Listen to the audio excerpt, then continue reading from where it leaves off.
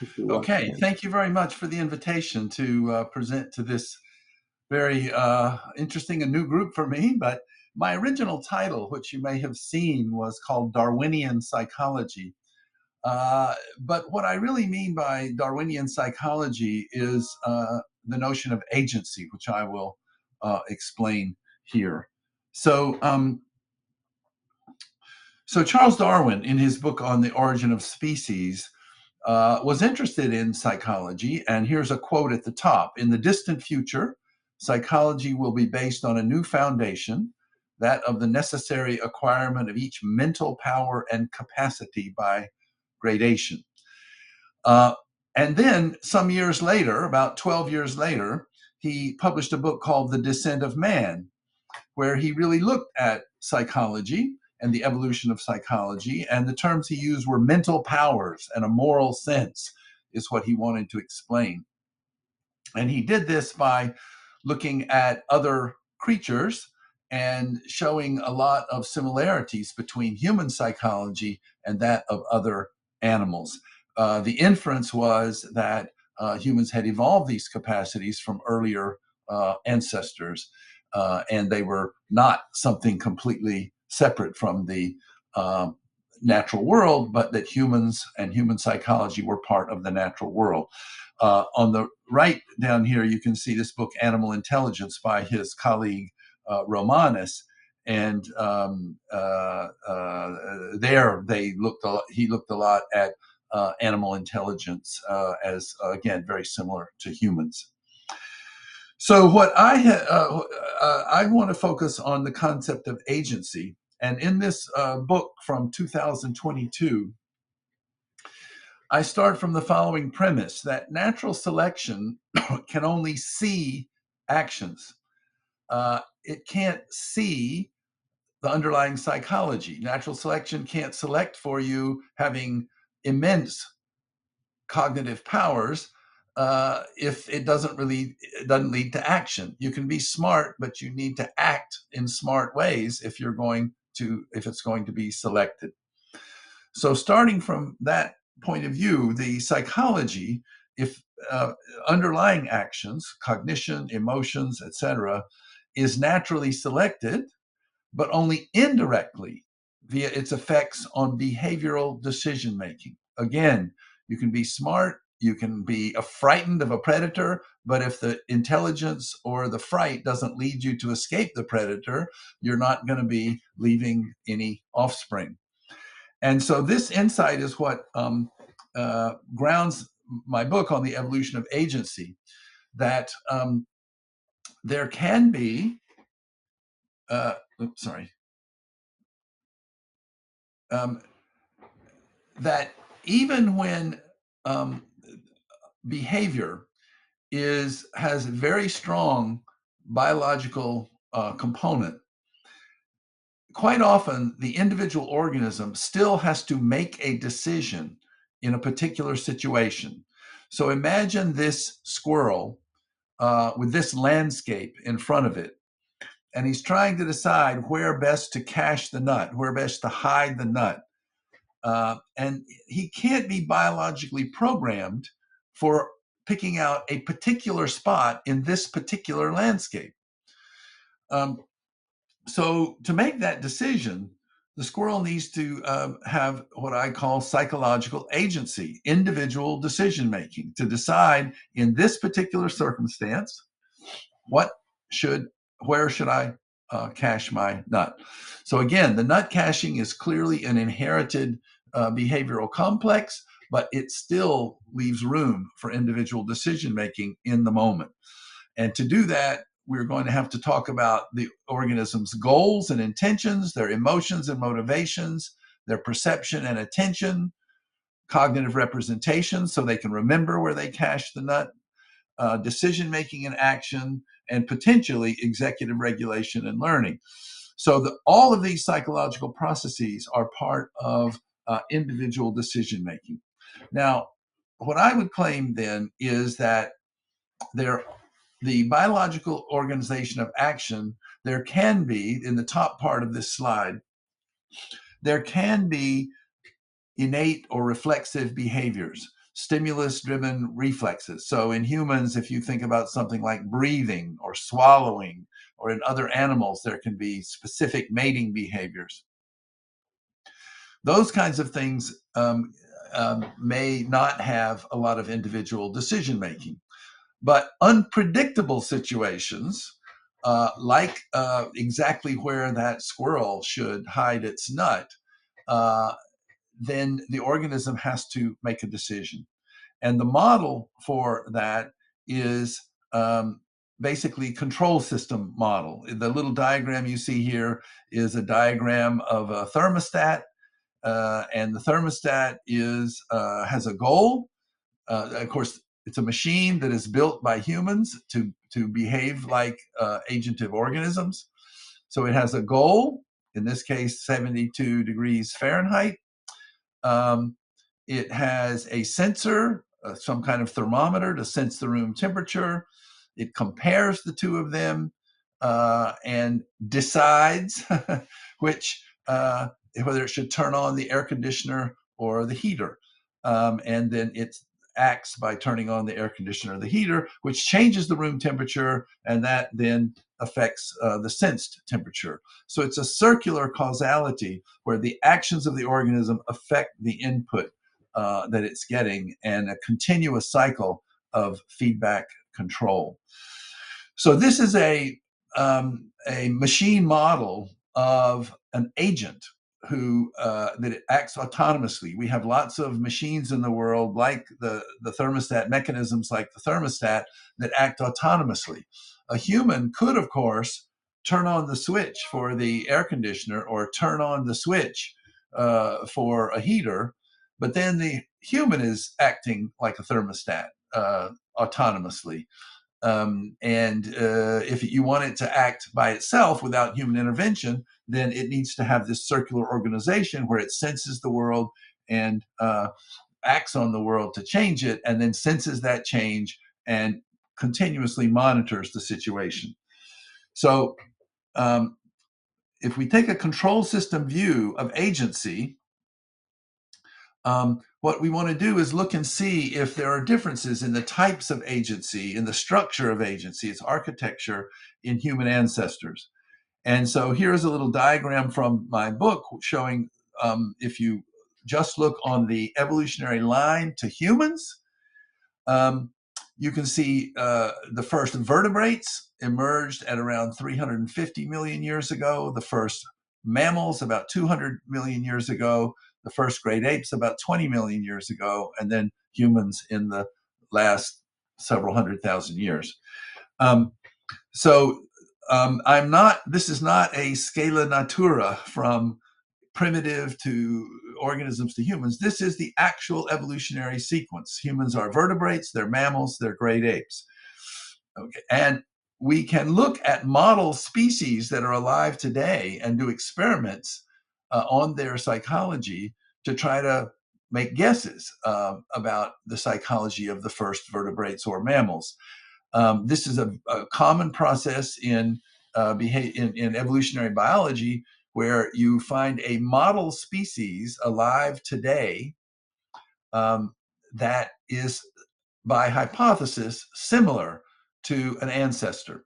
So it turns out that the earliest land vertebrates, I'm not counting fish, the earliest land vertebrates were lizard-like. And so we can take lizards as a kind of a contemporary model species. The earliest mammals were squirrel-like, and so we can take contemporary squirrels and perhaps rats, for whom there's a lot of experimental research, as models. And for the earliest great apes, anyone could be a model, but let's take chimpanzees because there's the most research on them. And for early humans, after humans were on their own course, we don't have any model species. We don't have any Neanderthals still living, but we do have human children, and they provide some hints. It's a different situation, but they provide some hints. So my claim is that we can actually study the evolution of psychology, the evolution of agency in human ancestors up to humans with this technique of studying model species. All right, now, so for different types of control systems, and that's what the body of my talk to you today will be, is talking about the different control systems. Each of the different kind of control system, agentive system, is going to have different architectures for decision making, for cognitive representation, for making inferences about the world, and for executively and metacognitively monitoring their behavior. That is, reflecting on what they're doing and making different decisions. So in this book, I propose four types of agency leading to humans. The first is um, began with the earliest land vertebrates 350 million years ago, and they are the model species will be current day lizards. I know there are many dozens of species of lizards. I'm just trying to take whoever we've got research on, generic lizards. And I propose that they are goal-directed agents. That is, um, they have goals. They leave their burrow. They are foraging for food. They have goals, and what they are seeking when they are foraging is insects. Now, insects. I was talking before that agency arises to meet unpredictable aspects in the environment. Insects are very unpredictable. For me, for you, for early lizards, uh, insects hop around and they do what they do, and they're very unpredictable. And so you can't just have a reflex. You have to have some kind of a way of sensing the environment and adapting to it in the moment and making an effective decision. So the control system organization that you see on the right side of the slide is exactly like the thermostat, but I want to say that the organism is making go, no go decisions. That is, the simplest kind of decision is to act or not to act. And so they see a situation where they might pursue an insect, or maybe they're up close and they need to try to capture it, and they decide yes or no. And now you say, if you're asking yourself, what's the alternative? The alternative is an either or decision where you decide, oh, I could do this or I could do that. If I did this, this might happen. If I did this, that might happen. That kind of either or decision making is what we humans think is natural. But there are go, no go decisions, which are simpler. And I believe that's what these early land vertebrates were doing based on research with lizards. I'm not going to be able to have time. I'm not going to have time to tell you today about the research on which that is based, but there are behavioral studies which look like they don't make either or decisions. They're very bad at behavioral inhibition in general, so they can't inhibit what they want, what they are motivated to do, and so they're just a simple control system making go no go decisions. And so they are attending in the environment to goal relevant situations. And then they are deciding if this is an opportunity to capture an insect, for example, or if there's some obstacle to capturing the insect. So they are paying attention to goal relevant situations in the environment. And that's already makes it different from pure reflexive behavior. This is not reflexive behavior. This is active, agentive, goal-directed behavior, um, flexible, adapted to the situation. But it's limited because it's just the go-no decision-making and no executive function, very little behavioral inhibition. You see on the slide here, I say global inhibition. They have a freeze response. Whatever they're doing, they if they're pursuing an insect and a predator comes up, they just freeze, and then they have another go no decision after that. So it's pretty inflexible system. The second type of agency is intentional agency. Early mammals, as we see in the behavior of squirrels and rats, and there you can see what I have is either or decisions with an executive tier of supervision. Now, one of the most active areas in cognitive psychology today is executive function. So, executive oversight of your behavior. So, the organism is, in a sense, observing itself, engaging in goal directed action, and deciding, well, maybe I should do this, maybe I should do that. So, the either or decision making requires different kinds of cognitive representations, it requires imaginative representations where the lizard just had to recognize a situation as either being eliciting a behavior or not. Now, if you look at a squirrel, I can look out my window here at the squirrels in the trees outside my house, and they decide, are they going to jump to the next tree or not? And they look and they hesitate. Should I do this? Should I do that? Maybe I should crawl down. Maybe I should do that. So it's a different kind of decision making requiring different cognitive representations and inferences. It's a more complex way of operating, and it's a two-tiered system. The level, the tier of action and attention, and then the tier of executive regulation. And then the third is represented. Sorry. I missed an important thing. Early mammals had to develop this way of operating because, unlike the earliest land vertebrates like lizards, they are highly social and they compete with one another when they're foraging. They're competing to get the food. So nothing is more unpredictable than conspecific. So if they were early squirrels, then other squirrels competing for the same food. And so this requires them to possibly think about doing one thing, but inhibit it and do another thing and decide what's the best thing to do. So more unpredictability, not just prey, but also conspecific competitors. And then third is early great apes. And that's where I've done a lot of my empirical research is with great apes. And there I think we need a second tier of executive control. And I'm going to call it reflective or metacognitive control, where we think about the decision-making process. Was that a good decision? Will that be a good decision? And they reflect on different decisions. We have studies with apes showing that after they've made a decision, if they get new information, they can change that decision. So it's flexible decision-making. And this was prompted by early apes.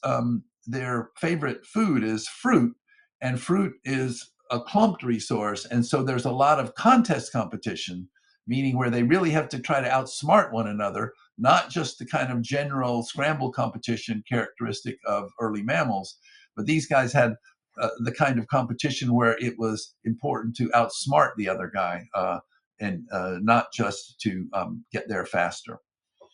So great apes are then have a second tier of executive control. So these are three different kinds of agency: sort of basic goal-directed agency, intentional agency with a tier of executive control, and metacognitive agency with another tier, a second tier of metacognitive or reflective or rational control. And this accounts for what we see in increases in what we consider cognitive skills in these creatures. Their organizational architecture is different, and it has evolved into more complexity to deal with greater unpredictability in the environment. And this is mainly due to other creatures, either predator, prey, or conspecific competitors of two different types. Now, when we get to humans, again, we don't have any model creatures. What we have is knowledge about our ancestors. And I have actually used human children as a kind of a model there. I know that's a little controversial, but I think there's some things we can see in human children that are similar to things that may have occurred in the human past. And I've proposed two different types of shared agency. That is, following a number of other people, some of whom you've actually have during this symposium. I believe that what makes humans most different from other species is they're putting their heads together in cooperation, in communication, and in culture. And I've spent a lot of my career studying how humans are different from other great apes.